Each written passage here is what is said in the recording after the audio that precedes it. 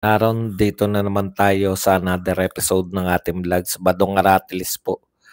Pag-uusapan natin ngayon, ito po, no, breaking news po. Nanumpa na po si Senate President Escudero bilang presiding officer po ng impeachment trial, no? Para ma-determine po kung ito po ba ay si VP Sara po ay matatanggal sa kanyang pagiging Vice President or siya po ay magpapatuloy hanggang 2028. Yan po ang mapag-uusapan natin, pero bago yan, kung bago ka pa lang dito sa ating channel, mag-subscribe ka na. Dahil ito lang ang tanging channel na may kinikilingan, may pinapanigan, una sa balita, huli sa impormasyon, kaya ano pang hinihintay nyo? Pindot na, okay. One lang nga po kayo kung okay po. Yung okay na okay, wag po yung gumagaralgal sasabihin yung okay. One lang po kung okay na okay. Kung garalgal po, magpapalit lang tayo ng mic. Yung okay na okay po yan, ha? Hindi po yung garalgal, ha? Yan. Kasi pag narinig kong garalgal, ang pangit, ayoko eh. Madali lang naman magpalit ng mic. Okay, siguro naman napanood nyo lahat ng eto katatapos-tapos lang po yung panunumpa ni Chis Escudero. So, tuloy na po ba yung impeachment? Hindi po, nanumpa pa. Marami pa. Tayo po, katulad nga ng paulit-ulit natin sinasabi, no? Ito po ay ano po yan, no? Tagapanood lang tayo. Matuloy man at hindi, parehong pabor sa atin. Pag hindi po natuloy yung impeachment, okay lalo kasi hindi na tayo mahihirapan, no? Vice President pa rin si VP Sara. Pag natuloy po, mas maganda kasi kaya lang mas madugo po 'yun, no? Ang tendency niyan galit talagang ma-action pa, marami pang samaan ng loob, 'di ba? Kasi magkakagalit pa 'yan, magpe-present pa, magbabalotobaan pa 'yan. Matutuwa tayo dahil may tiwala naman tayo sa kakayahan ng mga pro Duterte senators, no? Lalong-lalo na po pagdating po sa batas. Lalong-lalo na po yung kakayahan ni Senator Marcoleta. Ako talaga naniniwala ako na mapapahiya po sila kay Marcoleta. Hindi po ubra yung mga diskarte nila noon. Nanonood tayo sa Kongreso, itong mga congressman na to. Kaya lang po nakalusot tong mga to dahil meron silang power of contempt. Bawal silang kukontrahin. Miski nga Vice President, hindi nakakapagsalita, no? Talagang kontroladong-kontrolado nila. Okay. So, wala tayong problema dyan dahil yung judges naman ay mga senador. Ngayon, ito po yung mga senaryo, no? Ano po muna yung mga mangyayari? So, bukas po manunumpa naman yung mga senador kasi yun yung kasunduan nila eh. Ang haba po ng pagtatalo, no? Alam mo, nakakabwisit to si Risa Ontiveros. Minority nga kayo eh. Sabi, sila daw yung nagbigay sa majority. Paano kayo nagbigay sa majority? Pinagbigyan lang nga kayo ng majority. Kung ang majority lang masusunod, hindi po magaganap ngayon eh. 'Di ba? Bukas pa yata yung panunumpa ni Chis. Pero dahil uto-uto, ang gusto lang naman ni Risa yung lalabas siya sa Senate para may maipagmalaki. Siyempre, tinitiyak ko sa inyo, paglabas niya sa Senate, anong sasabihin niya? Nagwagi sila, napanumpa nila bilang presiding officer si Chis Escudero. No? So bukas, manunumpa naman yung mga senador. Tapos sa June 11, doon po magsisimula yung magko-convene na, yung mga nakarobe na po sila.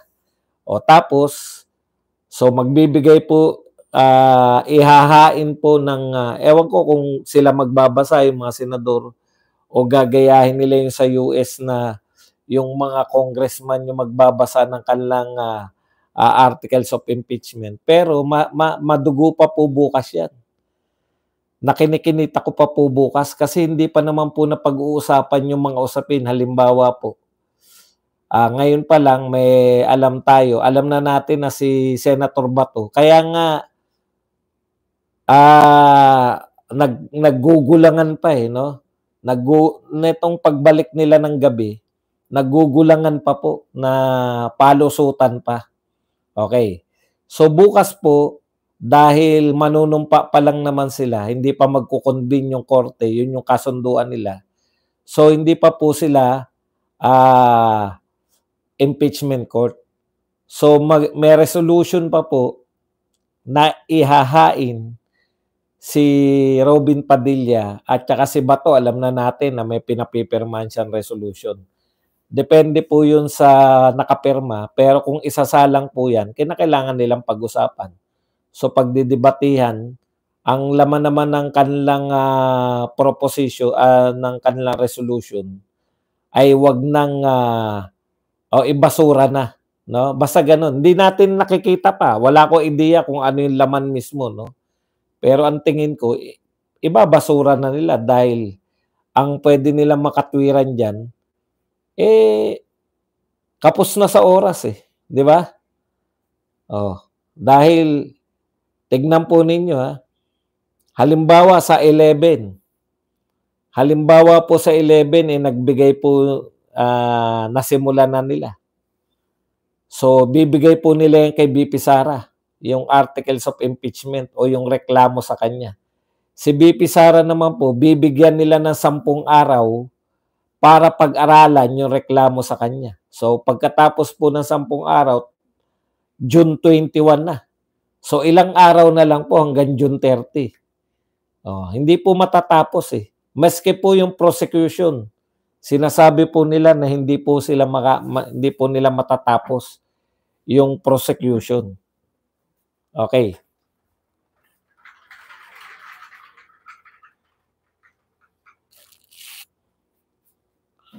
So yung bukas muna po, ano po yung posibleng maganap bukas? Pag-uusapan nila yung resolution na ibasura tong impeachment. 'Di ba? Siyempre kakatwiran diyan Wala na time. Okay, natuloy po yung panunumpa ni Chis Escudero. Bukas pa po yung ibang mga senador. At sa Miyerkules pa po yung tinatawag nating convening ng impeachment. So June 21, ilang araw na lang, June 30 na, tapos na po. Hindi na po sila senador. So, wala na po yun. Ngayon, ang magpapasya po, hindi po sila. Paulit-ulit dito si Senate President Escudero, no? Paulit-ulit siya na pag inabutan sila, mag-uusap muna yung mga bagong senador, yung 20th Congress. Siyempre, anino ko yan. Mag-uusap muna yung 20th Congress kung itutuloy nila yung impeachment doon sa kongreso nila. Magbobotohan. So, mahaba pa po yan. Ngayon, pag nagbotohan at sinabi nila na hindi na valid yan, hanggang 19 Congress lang yan, walang magagawa tong mga to kung hindi mag-refile uli sa 2026. Palabo na ng palabo yan. Okay? So, mahaba pa po yan. Hindi po ibig sabihin na mag-impeachment na. Pero gusto nga natin Gusto nga natin magkapahayaan na agad Sino ba may ayaw niyan?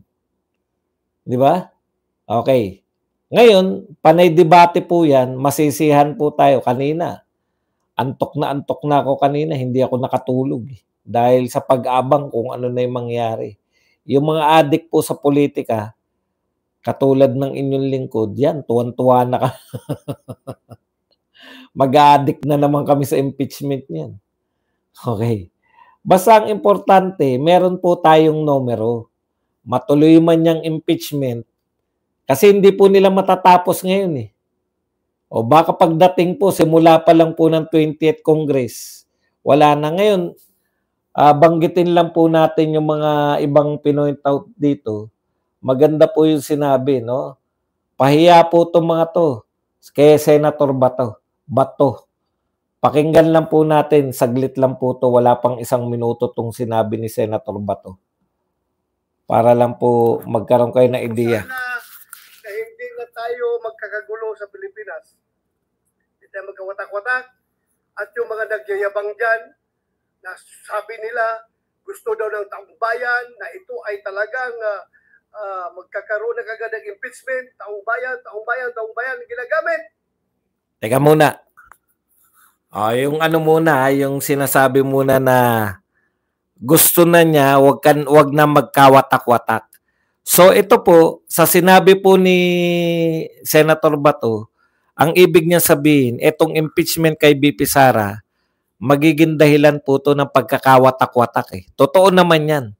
Totoo naman po yan. Ngayon, so tsak na tsak yan. Bukas maghahain po siya. No, maghahain yan ng para i-dismiss na nila. Ilan po ang kailangan para ma-dismiss? Eh di 13 lang. Majority lang, di ba? May 13 ka lang, dismiss na yan. Hindi na makakarating. Kasi ang ikakatwiran nila, let the next Congress, no, convene as a impeachment court kasi wala na time. Alam naman po nila yan eh.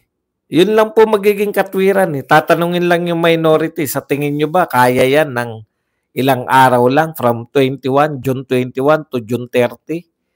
O 9 na araw, kaya nyo ba yan? Kung hindi nyo kaya, yung next Congress na mag-convene, yan yung pwedeng pangungumbinsi ni Senator Bato. At mahaba po yan, katulad kanina. Ang pinag-uusapan lang. Pero ang nakakatawa po, itong sinunod ni Senator Bato, ulitin ko lang na konti. Naririnig nyo ba? Sabi nila, gusto daw ng taong bayan na ito ay talagang magkakaroon na kagad ng impeachment, taong bayan, ginagamit. I don't know kung sino taong bayan na sabi nila. Because, ang tanong ni Bato, yan din yung tanong ko eh, di ba? Sino ba yung sinasabi niyong taong bayan? Etong mga to, ang liliit ng boto, si Senator Bato, second po yan eh. Second ba si Senator Bato? O third? Pangatlo po yan sa pinakamalaking boto eh. Kaya wag niyo po siyang paandaran ng taong bayan. Kung may dapat mag-claim ng taong bayan, si Bato at si Bongo yun. Dahil sila pinakamaraming tao eh. Di ba? Taong bayan kayo ng taong bayan. Tuloy natin. Alam ko, Mr. President, halos lahat ng tao ng Mindanao at ng Visayas, as I have observed during the campaign period, sabi sa atin is, Sir, ibubuto kita kung hindi ka magbuto sa impeachment. Yun eh, di ba? Taong bayan kayo ng taong bayan na gusto ng impeachment. Paano yung mga bumoto sa kanila? Totoo naman yun, kahit tayo eh. Kaya natin pinapanawagan yung Duterte para, di ba, para si BP Sara ay hindi ma-impeach. Tapos kayo, taong bayan kayo ng taong bayan. Yan po yung problema dyan sa mga Dilawan, Kakamping, Makabayan lang. Pare-pareho, at saka mga loyalista, pare-pareho silang ang utak, kala mo. Taong bayan ng taong bayan. Oy, kanina pala, tinapos na rin po ng mga congressman, yun pong, kasi wala na silang power eh. Hanggang 19 Congress lang. Yung pong pagkakakontempt ni Grijaldo, pati po ni Harry Roque at ng kanyang asawa, meron pang isa eh, nakalimutan ko lang. So wala na pong dahilan para manatili sa kulungan si Grijaldo. Congratulations o hindi mo na sabing congratulations dahil kawawa nga eh, no? So natutuwa po kami at makakalaya na finally matapos ang isang Pasko, bagong taon, Valentine's, mahaba-haba din po yung itinagal ninyo dyan sa kulungan ng Kongreso, samantalang wala po kayong kaso. Takang-taka talaga ako rito sa mga nagsasabi ng konstitusyon. Hindi niyo nasilip 'yun. Napaka-ipokrito kasi nitong mga 'to, eh. Laging ginagamit taong bayan Duterte lang naman, eh, ang inano niyo. Bakit nag-statement ba kayo para mapalaya si Grijaldo? Ano yung sabi? Nakalimutan ko kung sino yung nagsabi, sinong senador, yung hindi sila consistent, eh, 'di ba? Dapat etong mga punta na tayo ron sa mga bakit mga kulang na lang sabihin ni Escudero na mga ipokrito kayo, eh. Dapat kung nagsa-cite kayo ng fourth with, no? Kung nagsa-cite kayo ng fourth with sa impeachment, bakit tahimik kayo? May oras din po pala yan at hindi po fourth with yung nakalagay, no? Sa may House of Representatives. Siya ba nagsabi? Alam ko yung sinabi ni Chis Escudero, si Chis Escudero ba o si Alan Cayetano nagsabi na pag pinasa sa speaker ay pag pinasa sa House of Representatives, yung unang yung impeachment complaint dapat immediately aaksyonan, hindi po forthwith, hindi nilinaw po. Aaksyonan dapat.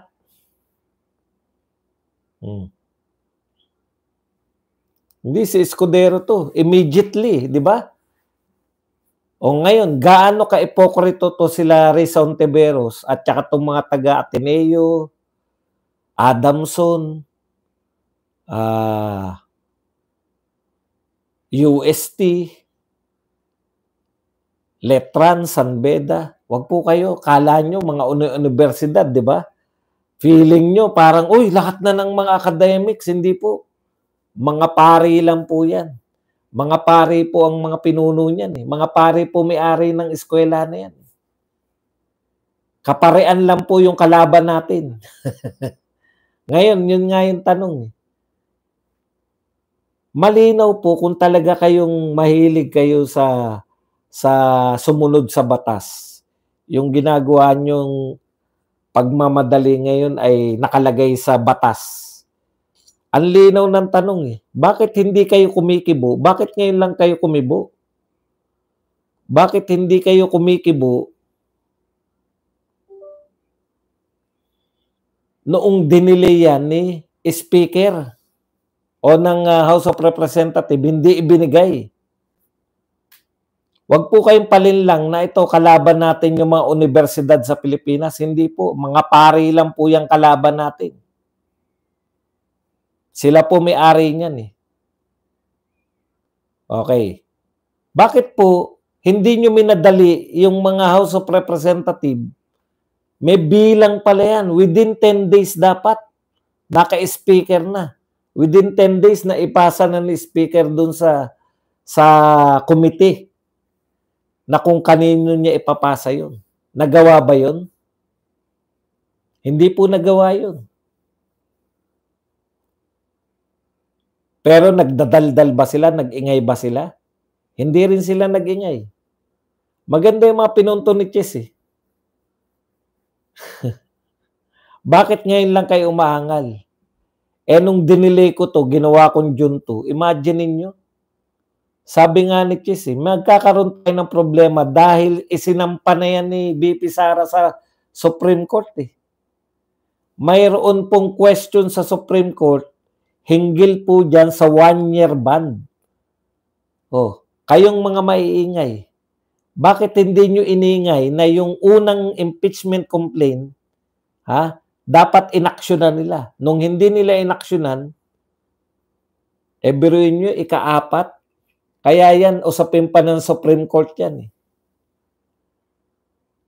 Usapin pa yan sa Supreme Court.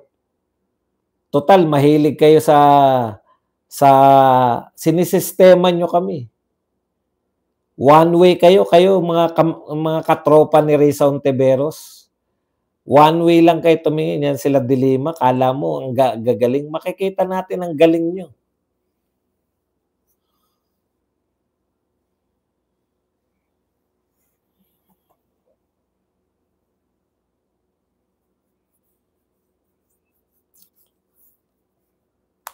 Okay.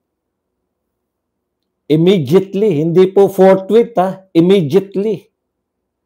O pero biniti nila yan eh. O, pag tanga ka, Mac, talagang tanga ka. Nanumpa pala, akala mo panalo na.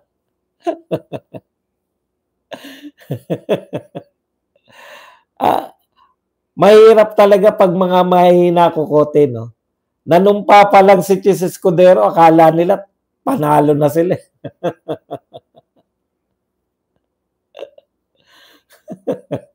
Diretso raw sa basurahan.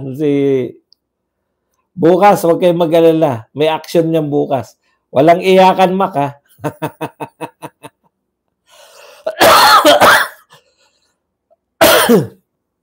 Walang iyakan, ha? Nanumpa pa lang, nanalo na kayo. Mga bugok talaga ito.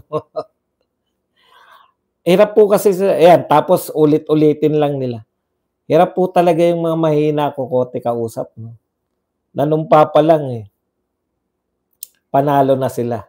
Hindi na raw ako makatawa. Hindi na raw ako makatawa ngayon.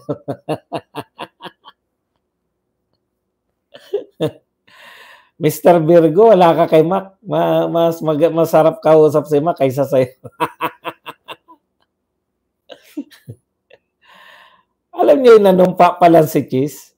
Akala niyo nanalo na kayo? Paano yan pagbukas na pagkasunduan nilang wag ituloy ang impeachment? Iiyak kayo. Anong ikakatwiran niyo bukas? Kasi kami, matuloy at hindi, panalo kami. Mga bugok kasi kayo eh. Hindi niyo naunawaan eh. Natapos na yung impeachment.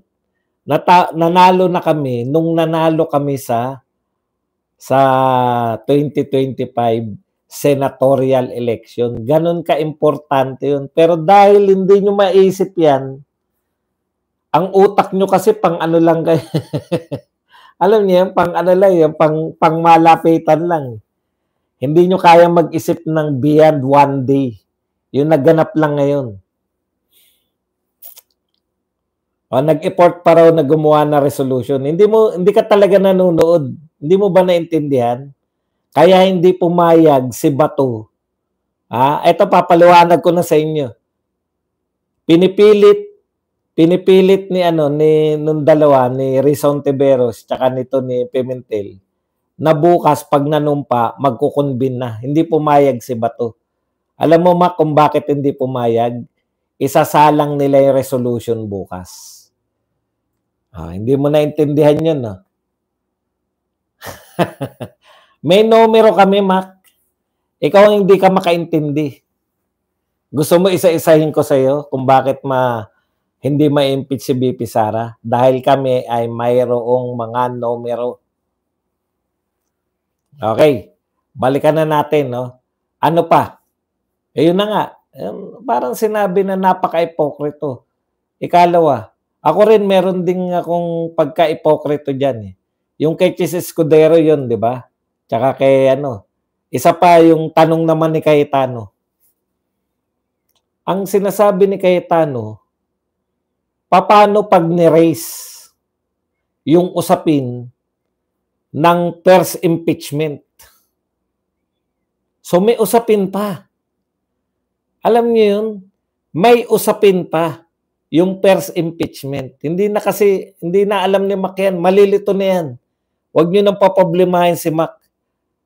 Basta alam niya na nung panalo na siya. Hindi niya alam yun eh. Hindi niya alam yung mga bukas.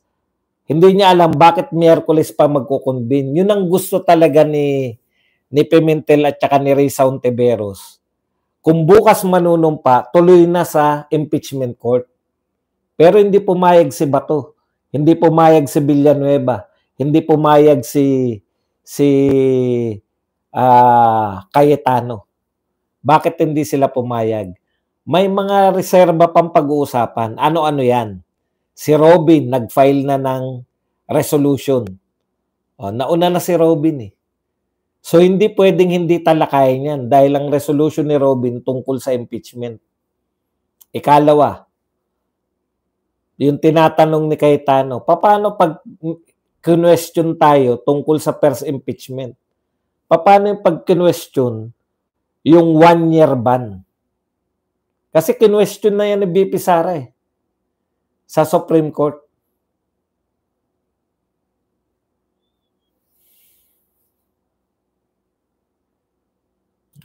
Nilantad lang kanina, nilantad lang kung gaano sila ka-ipokrito.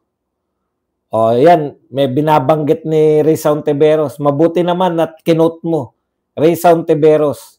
Kinote niya si Justice Adolf Ascuna. Hindi, tama ba yung pangalan? Justice Adolf Ascuna. Kung matatandaan nyo, yan rin po yung justice na gines ni Amy Marcos sa kanyang investigasyon.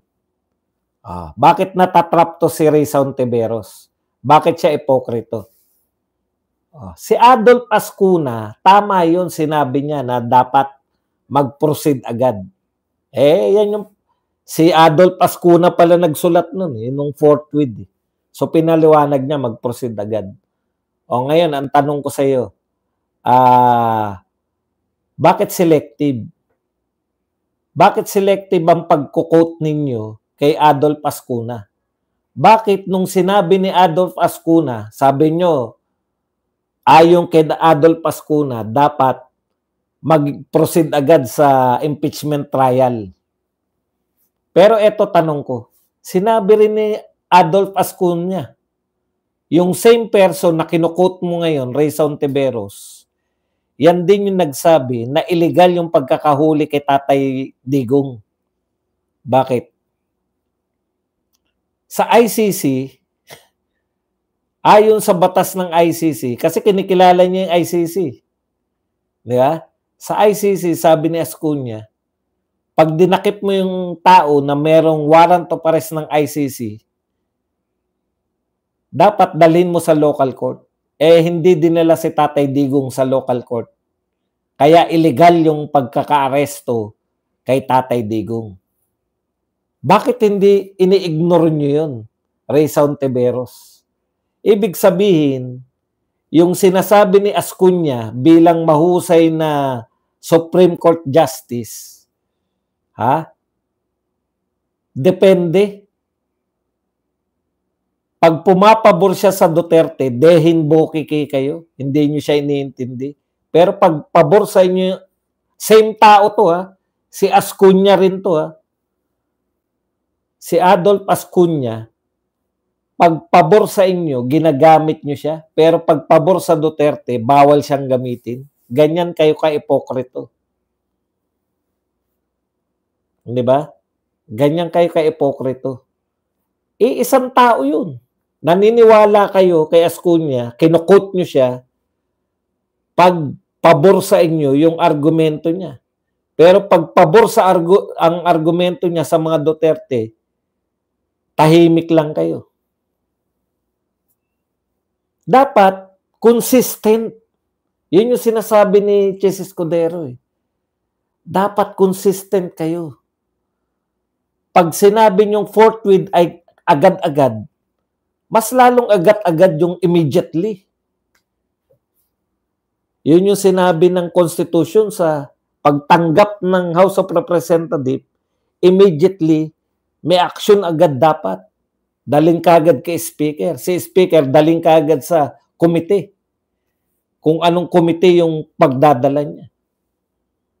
Pero tahimik kayo dun Inupuan ng 2 buwan. 10 araw lang dapat may action na sila Tahimik kami kasi alam niyo yun, yung pag-interpret nyo ng tama at mali, depende. Pati yung pag-interpret ninyo ng taong bayan.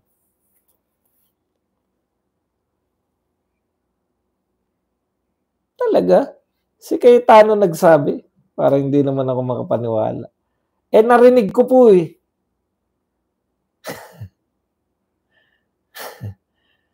Nanood po ako eh. Hindi naman ako ganun kaulyanin siguro. Tignan lang natin. Wala namang masama, no? Kung tama kayo, di tama kayo. Pero tignan ko.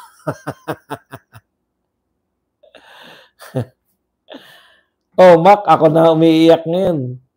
Ha? Wala ka na namang maipaliwanag, Mac? Napakinggan mo na naman yung malahin yung mga paliwanag ni Badong. Wala ka na namang masagot.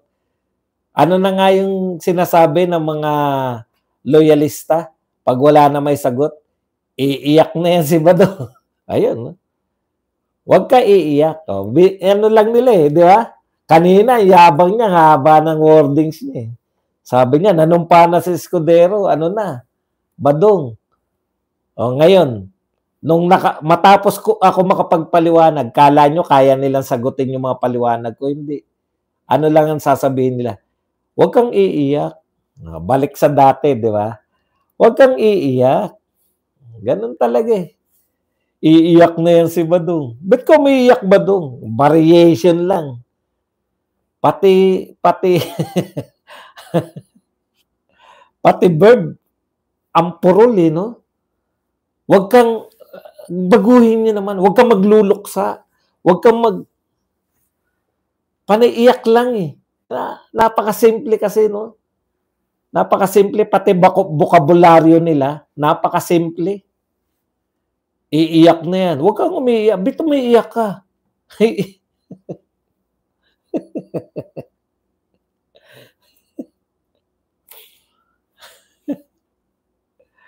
Nakakaawa naman. Naawa ko minsan eh. Naawa ko minsan sa paraan nila ng pakikipagtalastasan. Limited yung bokabularyo, pang mang-aasar. O, yan na. Iiyak na yan. Ganun lang. Wala na kayong magagawa. Hindi naman namin sinabi. Ha?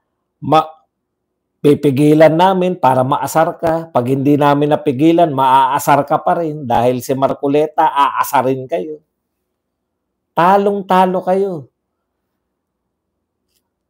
Pipigilan namin yan ng mga senador namin. Di sakit na ng ulo mo, Mac. Makalusot man kayo, kakawawain ni Marcoleta ang inyo. Naalala mo si Miriam Defensor Santiago? Ang pagkakaiba nila ni Marcoleta, si Marcoleta hindi tataas ang boses pero hindi siya mawawala na magwawala na. Yung mga katulad ni Miriam. In control lagi si Marcoleta. Napatunayan na namin yan. Napatunayan ko na yan. Ako bihira akong bumilib sa mga tao. Pero dito, bilib ako sa tao na to. Single-handedly, siya yung nagpabagsak sa ABS-CBN. Iiyak na yan si Badong. Oy, mag-likes po kayo. 2,210 tayo. Ang nag-likes lang, 775. Kayo naman dyan sa TikTok, heart naman kayo, heart lang. Libre lang yan. Yung mga may panregalo, magregalo po kayo.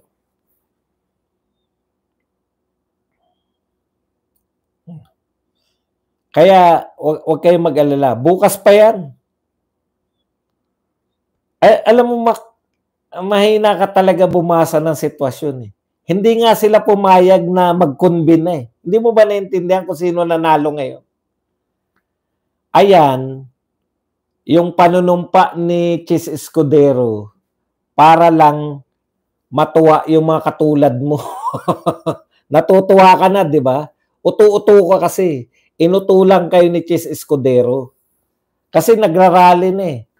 Nagrarally na yung mga Rara Boys eh. Oh, Mac, hindi ka pa nanalo. Nanumpa pa lang eh. Ha? Nanumpa pa lang, Mac. Oh, wag mo sabing iiyak na kami. Nalungkot. Oh, nagbago ng buhay. Ah. Nalungkot daw sila Amy, sila Bato. Huwag ka mag-alala. Bukas.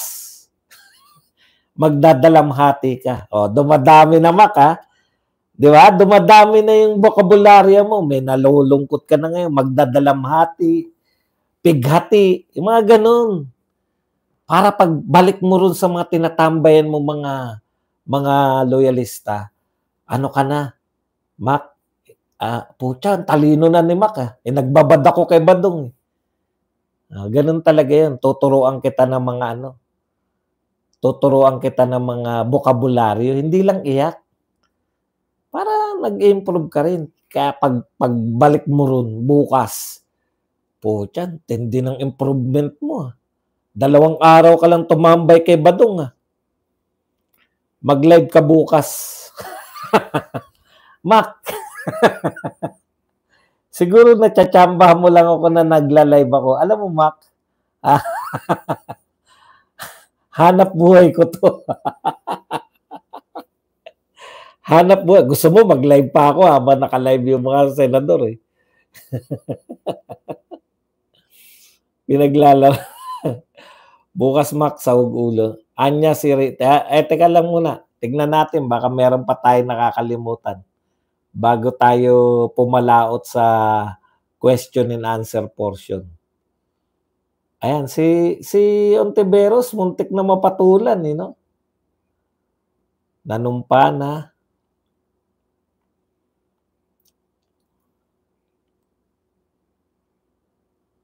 Ay, eto pa. Sabi ko na, makakalimutan ko, eh. Ito po ang banta ni Barber. Nakakatuwa to si Barbers, eh. Ito po. Sa mga natutuwa sa pag-aakalang nakalusot na sila, paumanhin po, malaki ang posibilidad na magkakaroon muli ng Quadcom sa darating na kongreso. Alam mo, Congressman Barbers, huwag mo nang ipapanakot yung Quadcom. Yung pinakulong nyo nga, wala namang epekto kay Grijaldo. Di ba? Huwag na kayong, kung mga vlogger, nakita nyo naman. Nakita nyo po ba yung mga vlogger? May nagawa po ba sila sa pananakot sa mga vlogger? Wala. Sinagot-sagot sila ni Joey. Iniyakan sila ng iniyakan sila ng mga cuties. Kay Joey, hindi sila umubra lahat. Kay Models of Manila pa ba? Lalo na kay Models of Manila. Hindi mo talaga, alam mo, Mac, makinig ka at intindihin mo yung sinasabi. Kaya kayo nakakantsawan, eh. Paano habang nagsasalita ko, type ka ng type. Pakinggan mo yung sinasabi ko. Simple lang yung sinasabi ko, Mac. Ang sinasabi ko, haharangin namin yan. Pag nakalusot pa rin, ipapahiya sila ni Marcoleta. Pag nakalusot pa rin sila kay Marcoleta, nakarating pa rin sa dulo, matatalo pa rin by numero. Gusto mo kwentahan pa kita? Siyam lang ang kinakailangan para mapawalang sala si BP Sara. Ano ba sa English yung mapawalang sala? Mas maganda sa English yun, eh. Hindi mo iniintindi yung sinasabi ko, eh. Lahat ng hakbang nakahanda kami ma-acquit. Nakahanda kami sa lahat ng hakbang, Mac. 'Di ba? Bukas haharangin namin. Sasabihin ko na sa iyo para maunawaan mo. Di magagalit si Pimentel, magagalit si Risa Ontiveros. Magagalit yung mga kaparian, maglalabas ng mga statement. Magagalit. Pwedeng manalo kami, pwedeng matalo. Pag natalo kami, welcome to trial, no? Impeachment trial. Nariyan na si Marcoleta, kakawawain na naman kayo. Pag hindi pa kayo nangayaw, kaya Marcoleta, pagdating ng nakarating man sa dulo, pahiya pa rin kayo dahil acquitted. Siyam lang ang kinakailangan, Mac. Alam mo ba yon? Siyam lang ang kinakailangan para ma-acquit? O bibilangan kita kung sino-sino yung siyam, ha? Para lang maunawaan mo. Bibilangan kita kung siyam. Hindi mo kasi alam eh. Political yan. Ha? Hindi sila korte talaga. Politiko sila.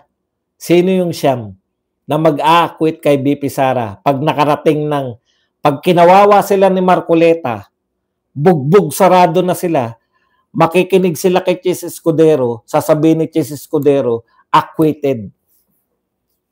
Bakit? May siyam kami. Kung hindi mo pa rin nauunawaan yan, Mac, talagang mahina kang umintindi. Kaya 3 ang pagdadaanan nyo, mangingiyak kayo sa bawat hagdan. Tapos pagdating ng dulo, acquitted pa rin. O, sino-sino yan 5? Bato, Bongo, Robin Padilla. O, yung 2 in-endorse, si Aimee tsaka si Villar. O, 5 na, 4 na lang. O, sino-sino pa yung 4 na yan? O, kapatid, si Mark Villar, 6. 3 na lang. Yung 2 magkapatid na Estrada, ayaw nila ng impeachment. Ngayon pala nagsasalita na si Ejercito dahil tatakbo sila sa 2028 eh.